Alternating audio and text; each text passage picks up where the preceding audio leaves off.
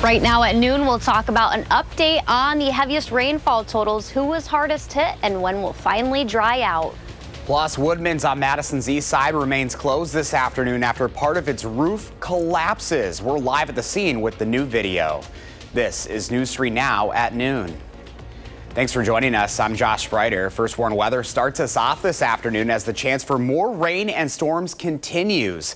This after last night's heavy rain flooded some areas. We have team coverage today at noon. Let's start off with meteorologist Savannah Brito out on the weather patio with their certified most accurate forecast. It's already raining so far today and it's not going anywhere. Exactly, Josh. We have more rain chances in the forecast the rest of the day, not only today, Wednesday and into Thursday as well. So it's still going to be active, and flooding is going to continue to be a concern all across southern Wisconsin because we will continue to see those chances for rain. This is an updated total on what we've seen so far this morning in areas and yesterday with the severe thunderstorms and all those flash flood warnings that we also had. The Madison area and a lot of Dane County fell at least in that purple color and even red, which is upwards of 3 to 3.5 inches. But Platteville, areas like Camp Douglas, up near Verona, the deeper reds, that was even 4 to 4 and over 4 inches of rainfall. So a lot of heavy rain. Janesville didn't see much. Any of that blue over in Walworth County and towards Milwaukee was actually this morning. Some of those areas had a couple tenths of an inch. We're still dealing with some showers right now. Those are spotty and for the most part west of the city of Madison, and then also some widespread storms across Milwaukee. Some of those stronger, producing really heavy rainfall. I do think we'll finally see conditions quiet out, though. That's not really going to be until Friday, Saturday. That's after temperatures are going to start warming up too. We're currently at 76. I still think we'll make it up to about 80 degrees this afternoon, and we still have high humidity levels. So Josh, that's sticking around. I think maybe early next week we'll finally see some relief, but it's been really humid and that's not going anywhere anytime soon. All right, Savannah, we'll see you for Maine weather here a little bit later. And it wasn't just the streets impacted by last night's rain. The Woodman's grocery store on Madison's east side is now cleaning up after part of their roof collapsed, flooding the store. Ellie Liberté is live outside the store with what comes next. Ellie? Yeah, Josh, well, crews are already on scene here cleaning up from that flooding that caused part of the roof to collapse in. Now, we were driving through here earlier and saw some food boxes that looked like they had essentially been swept out of the store. Now, the Madison Fire Department released some images earlier this morning that kind of give you a good look at the scale of what we're talking about here. Now, no one was hurt in the collapse, but MFD did confirm this morning that the two main roof drains had been plugged with debris. Now, the area outside of where this collapse happened, that part of the roof is still intact. The store's refrigerator lines that run through the ceiling were not damaged, and we also learned that there were no gas or chemical leaks from this incident. A spokesperson for the store says they're currently doing a damage assessment and the store is closed until further notice. Woodman's is waiving online service fees for pickup at the Sun Prairie and Madison West location in the meantime. I'll send it back to you, Josh, but for now, reporting live on Madison's east side, Ellie Liberté, News 3 Now. All right, Ellie, thank you. Other news this midday. Right now, President Trump is urging Israel to uphold a fragile ceasefire the Trump administration helped broker between Israel and Iran. Natalie Brand is at the White House.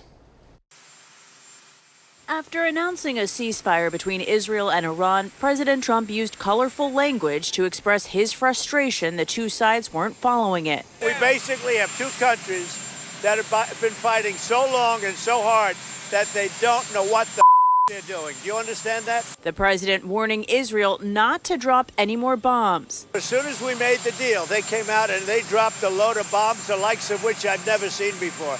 The biggest load that we've seen. I'm not happy with Israel. Ahead of the ceasefire, there are some attacks right now. We can hear them. Israeli defense forces say they struck targets in Tehran, killing hundreds of security forces. Iran then fired back with missile strikes that killed 4 citizens in Beersheba. After speaking with reporters and taking off from the White House, President Trump called Israel's Prime Minister Benjamin Netanyahu and then posted on social media, Israel is not going to attack Iran. The ceasefire is in effect. I wouldn't be prepared to write this truce off just yet. Retired General Frank McKenzie, the former head of Central Command, said the U.S. is working to learn more about the impact of its weekend airstrikes on Iran's nuclear program. We'll know in the days and weeks ahead if the Iranians were able to evacuate material before the strike. Despite the ceasefire, troops in the region are still on alert. This morning, the U.S. aircraft carrier, the Gerald Ford, left Virginia on a scheduled deployment to the Mediterranean, becoming the third carrier group in the region. Natalie Brand, CBS News, the White House. President Trump told the press traveling with him to NATO meetings in Europe that he is not pushing for regime change in Iran, despite apparently suggesting that in a social media post over the weekend. Well, in more local news now, Verona has grown a lot in the past 10 years. In that time, Epic Systems has been a main attraction in bringing around 4,000 people to the area to live. City planners project that growth will only continue. They expect to see that population to increase by 24% per year through 2050. That's a long shot from the Sleepy Town realtor Ken Benke remembers. When I was little, the population sign said 748. As a realtor, I see the happiness when people purchase a home in Verona. I'm more than willing to share the community with them and hope that they also will feel that it is their hometown USA. Growing, of course, comes with pains. There are a lack of both available homes in the area and local community spaces, but City Council President Mara Helmke says more developments are in the works to keep up, including affordable housing and conversion of the old library on North Franklin Street into a community center. Well, Concerts on the Square officially returns tomorrow. It's a free event on the Capitol Square, perfect for a summer night out. All you have to do is bring the blanket and enjoy the music. Enjoy 6 weeks of free Wednesday night concerts. Food vendors will also be available. You can even reserve a table with catering. Mark your spot with a blanket starting at 3 in the afternoon. And remember, if you're driving downtown, the streets close at 5 p.m. The music starts at 7. Tomorrow's concert will feature Motown and R&B classics. Coming up next on News 3 Now at noon, which international airport JetBlue is pulling out of, plus why popular weight loss medication Wegovy is being removed from the websites Hims and Hers.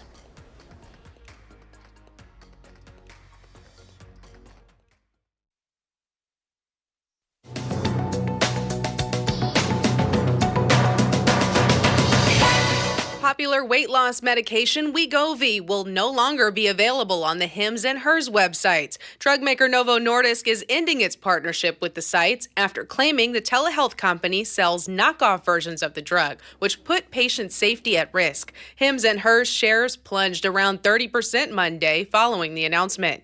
JetBlue Airways is pulling out of Miami International Airport. It comes as the budget airline moves to cut costs by removing less profitable routes. Miami airport officials say JetBlue's last flight there will be on September 3rd, though the carrier will continue to operate out of nearby Palm Beach International and Fort Lauderdale Hollywood International airports. And Krispy Kreme has released a taste of Independence Day just over a week before 4th of July. Customers can stop by the chain to get one or all three of the new Stars, Stripes, and Sweetness donut collection. Anyone who wears red, white, and blue on July 4th to participating locations can also get one free original glazed donut. That's your CBS News Money Watch report. For more, log on to cbsmoneywatch.com. At the CBS Broadcast Center, I'm Jesse Mitchell. Here's a look at the stock report at the noon hour. The Dow's up 482 points, NASDAQ up 286, and the S&P 500 up 70. Our Call for Action volunteers are in the building taking your consumer complaints and taking action on your behalf. Call for action at 608-270-2833 or submit a claim anytime at channel3000.com/call-for-action. Pam has the farm report coming up next, and Savannah's tracking the first warn forecast, and later on Live at 4, the benefits of switching out your diet soda for water.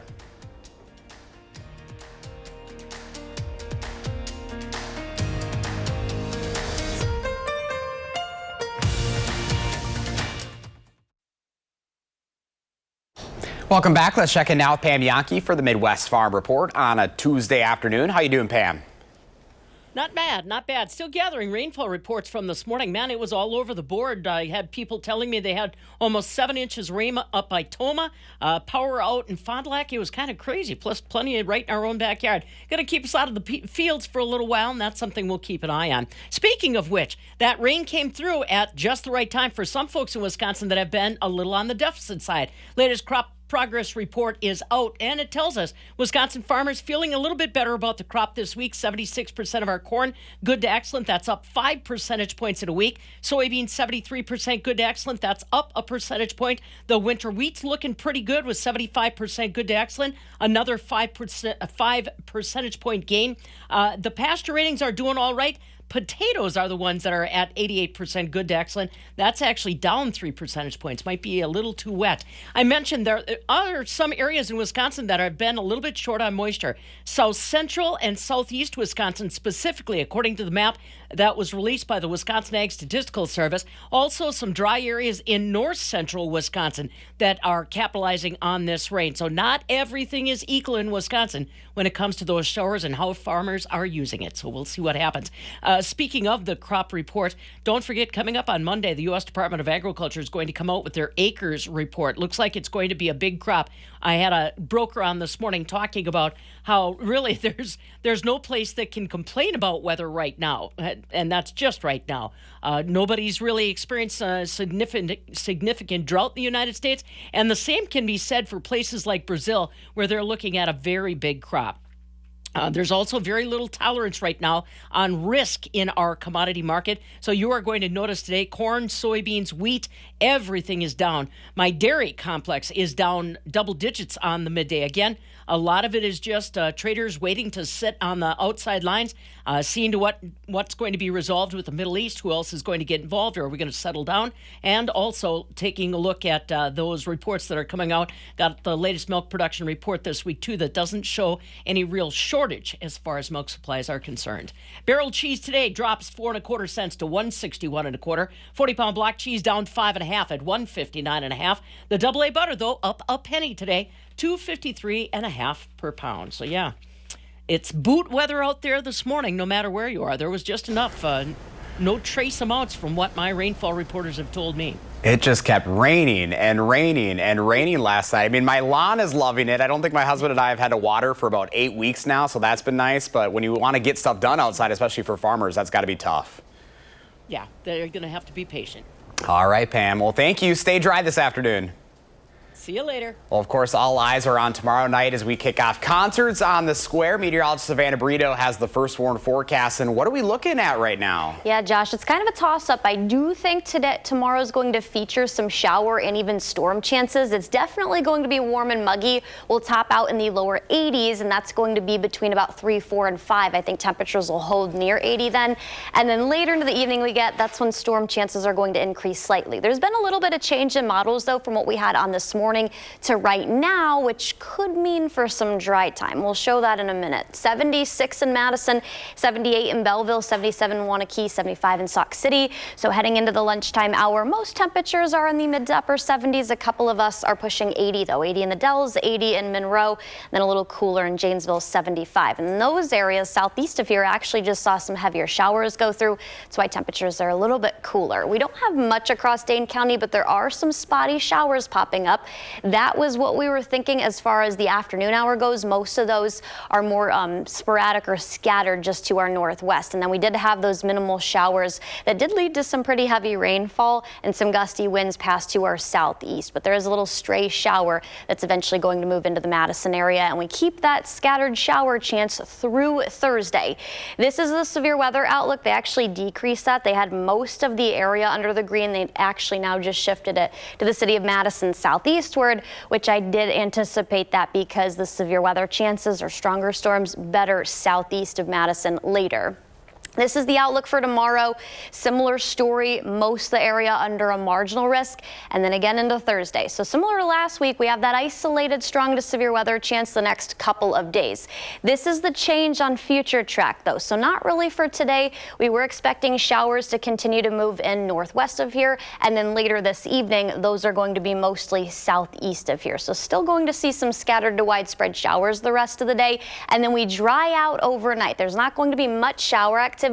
Once we head into tomorrow, basically mid to late morning, early afternoon, that's when I think they'll be pretty widespread in coverage. We'll tack on probably at least another inch and a half tomorrow alone. Some areas could see more than that, but then watch what this does. This is 3:30, still showing some spotty showers, but this morning we still had scattered shower chances in the area. I still think we have to hold on to that, but this model is showing some dry time now between about 5 and 9 p.m. with the storm threat kind of similar to yesterday where we had that line with the cold front moving in at about 9:30 northwest of Madison though. So there's still a chance that we could see some dry time tomorrow evening, late afternoon, early evening, but I think things are going to ramp up for sure after that with a night chance, and that'll take us into Thursday too. So very active weather. We're finally going to see things dry out after that though. I think that's mainly going to happen Friday, Saturday. We still have a small shower chance. It's not going to be scattered to widespread like tomorrow and into Thursday. And temperatures are going to warm up over the weekend. We're looking at the upper 80s again. Next week, finally looking at a dry stretch of weather with actually comfortable temperatures, lower 80s. So maybe next week will be better to get outside and almost perfect every day. Timing leading up to the 4th of July too. So exactly. Hoping we can keep that dry into Friday. All right, Savannah, thank you. Well, today in the Mr. Food Test Kitchen, Howard's talking about a summertime favorite. If you've had the great fortune of either visiting or growing up in part of the country where fresh clams are in abundance all summer long, lucky for you. For those of you who may not have had this opportunity, once you try these fresh steamed clams that we're making today, you'll know what all the hullabaloo is about. Here we have about 5 pounds of fresh little neck clams. Since they're small, they're great to steam and are super tender. After washing them to remove any sand, we set them aside to drain. Now, meanwhile, in a large pot, we saute some garlic and a bit of olive oil. When it's tender, we add some white wine. After it boils, which takes no time at all, we add our clams. Make sure to cover them so that they really steam. Then, we'll add some butter and a bit of crushed red pepper, and we'll let them steam a bit more until they open up. All that's left to do is dump these in a large bowl, along with all that flavorful broth, and let everyone go to town. Maybe serve them up with some crusty garlic bread for Dunkin' and let the party begin.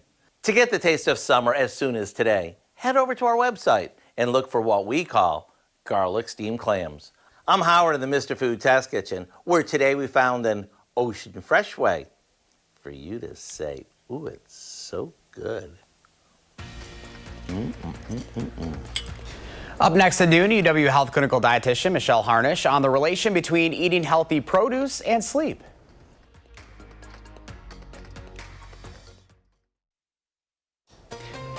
Well, welcome back at noon. UW Health Clinical Dietitian Michelle Harnish is back with us. We're talking about eating produce and sleep and the relationship there. Right. There is a study come out just this June from the National Foundation Sleep Journal that shows that if you're eating some kind of produce, fruits, vegetables, whole grain, that can help improve your sleep for that night. So this is the first time that we've really looked at it going that way. We know that there's a lot of research about poor sleep and how that affects your food choices the next day, but this is looking at it the other way. This is interesting because we know what we eat matters, but a lot of people struggle with sleep. Mm-hmm. Yeah, and I think this is something that you can take action on. You know, they've discovered that when you're looking at the different types of produce that helps your sleep, if you're doing things like sugar and red meat, that made the study participants have poorer sleep. And they wore a little monitor so they could see how much the sleep was being interrupted and the quality of sleep. And they found that you could improve your sleep quality up to 16% by eating that produce, and again, even that same day. And any added things that we can do to help us with our sleep. I mean, that's important because we know, sleeping is a big part of that. Mm-hmm. Yeah, and I think when we're looking at this study, there's a lot to be learned. We don't know the specific changes between the fruits and the vegetables and the whole grains, but we do know that what makes our sleep worse. So we want to make sure that we're focusing on, the positives. This study was a very small study, only 34 people. Obviously, we need hundreds and hundreds of more people to be studied, different age groups, all that kind of thing. This is where we need to remember that every study is just one step in the marathon of research that we need to do. But it is, on the other hand, something that we also can take action on right away. And it can be something that people can do at home very easily just by trying to increase their produce and then pay attention. Is their sleep a little bit better this week? And they can have the power to make the changes in their health. Anything we can do to help. All right, Michelle, thank you so much for joining us. We appreciate it. And now here's Savannah with a final check. Thank you, Josh. We're tracking storm chances the next 3 days. We're finally going to see things quiet down, though, Friday and at least heading into the first half of this upcoming weekend, Josh. All right, thank you. Thanks for joining us. We're back with more on Live at 4 and always streaming on Channel 3000+.